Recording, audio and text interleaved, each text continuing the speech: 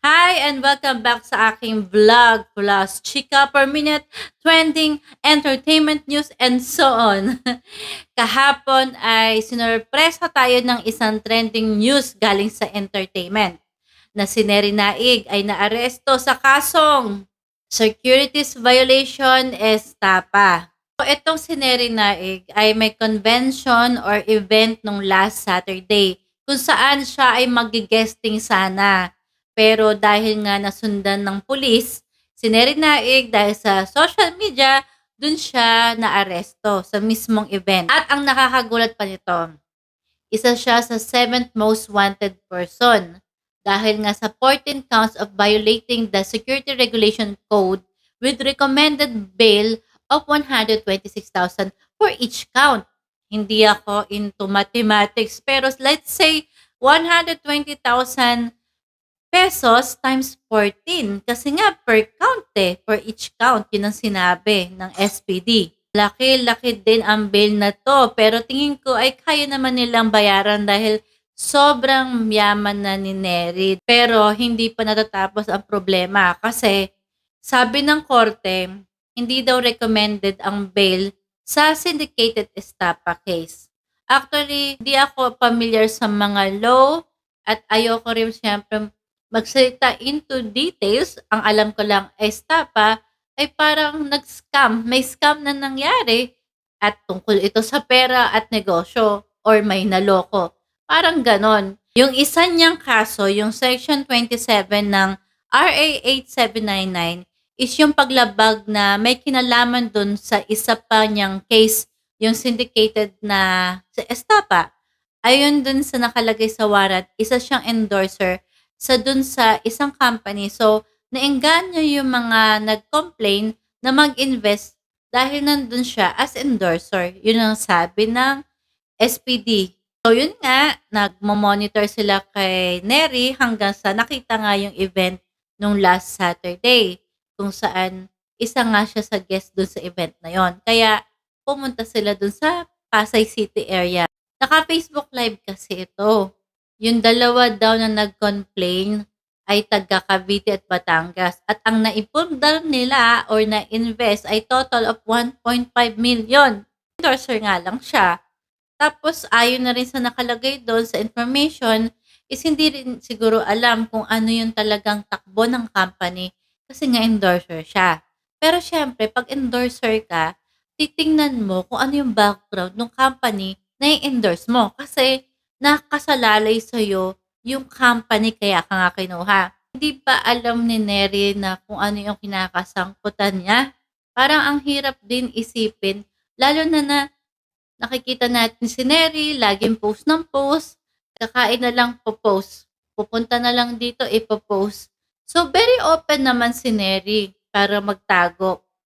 Kaya marami nagtataka na bakit hindi ba siya aware at saka hindi naman siya nagtatago. Yung pa isa, how come na parang wala siyang kaalam-alam. Kaninang umaga ko to nakita at ako ay na-shock kasi bilang isang babae na katulad ni Neri at ako ay single mom, nanay na din, isa ako sa lubos na humahanga kay Neri kasi napaka goal-oriented niya at ang daming alam na kahit anong business ay pinapasok niya. Kaya naman sa sobrang sipag niya, mabilis din siyang kumita ng pera at hindi na nakakagulat kasi nga masipag na negosyante. Nakakagulat kasi hindi ko akalain na gano'n na may mangyayari sa kanyang balita na estafa. Nung una, nung narinig ko yung case na dahil sa estafa, parang, ha? Si Neri? Parang imposible. Lalo't napakabait niyan at matulungin sa yung mga simpleng tao katulad natin o sa mga tauhan niya sa business. Tapos biglang may estafa. Tapos lalo akong nagulat nung sinabing 7th most wanted. Tapos yun nga, may 14 counts pa ng violating. Para lalo akong na-curious na bakit ganun, di ba? Siyempre, as a Marites na vlogger, chinek ko agad ang post ni Chito. Nung una, wala akong nakita. Pero lately, maya-maya, ay nagbigay na rin siya ng statement.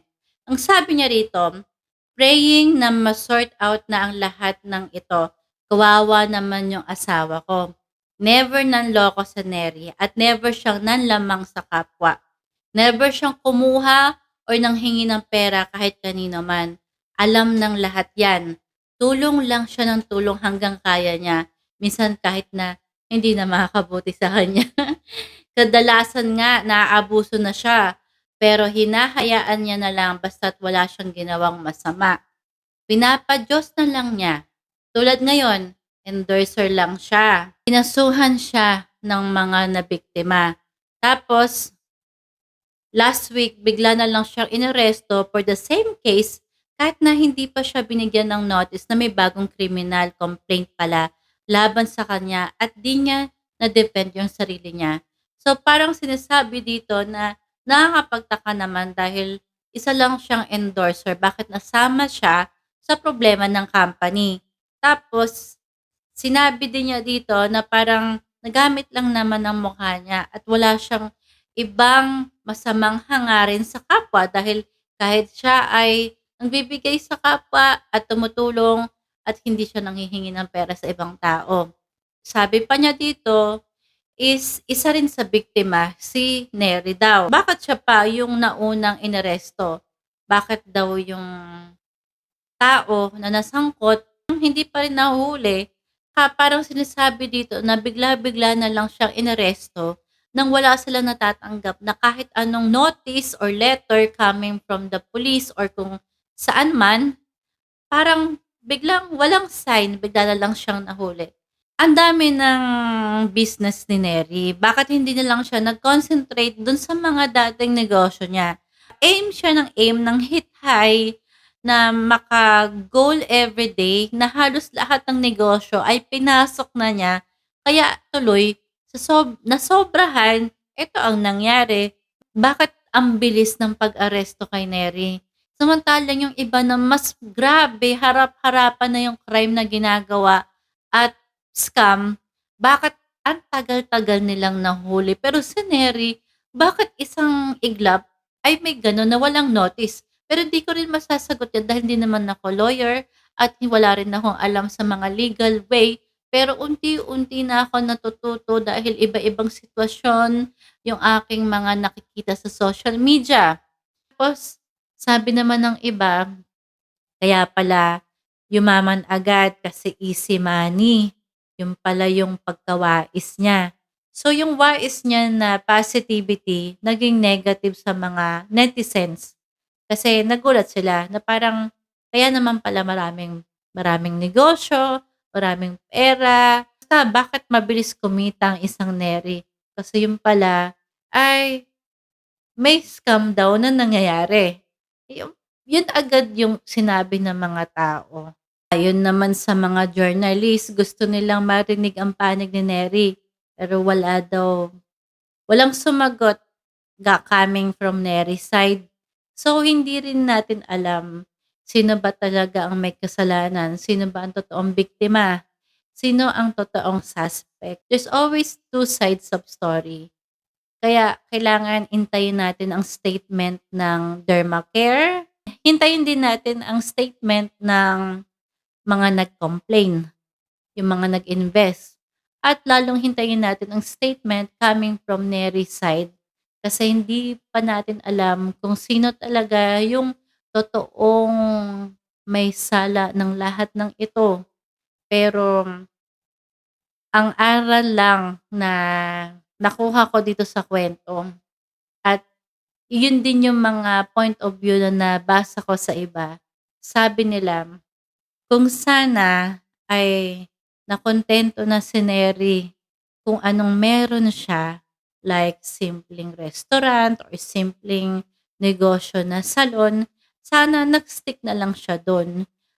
Kaso ang ginawa daw ni Neri ay lalong nag-hit siya ng goal everyday na iba't ibang klase ng negosyo. Sa nasobrahan at gustong kumita ng malaking pera siyempre kaya nga may negosyo, ganito tuloy ang naging outcome na darating yung point na may mangyayaring hindi maganda kasi sabi nga nila, too much is bad also, 'di ba? Kahit ano pang too much 'yan ay masama. Dapat tama lang, sapat lang, okay na.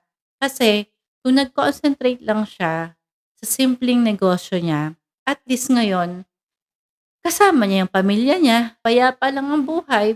Lahat tayo ay nakadama din ng dismaya kasi nga ina-idol natin 'to, eh, kilala si Nery na wais.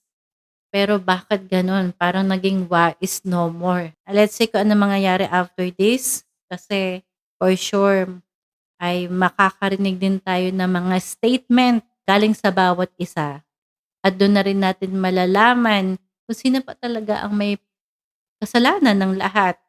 Lalo na kung ang korte na ang naglabas ng desisyon sa kasong ito.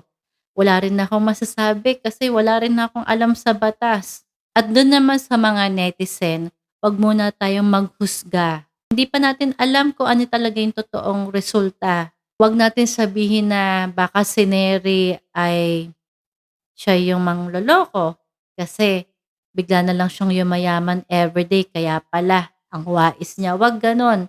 'Wag rin tayong manghusga dun sa taong nag-complain kasi baka naman may pinaglalaban talaga sila. Lahat 'yan ay may kanya-kanyang kwento. Pakinggan muna natin bago tayo magsabi kung alin at sino talaga ang totoong may kasalanan ng lahat. At do'n naman sa mga scammer na 'yan, galit na galit ako 'pag may mga ganiyang pangloloko, may mga scam. Parang let's say, punot dulo nito ay pera.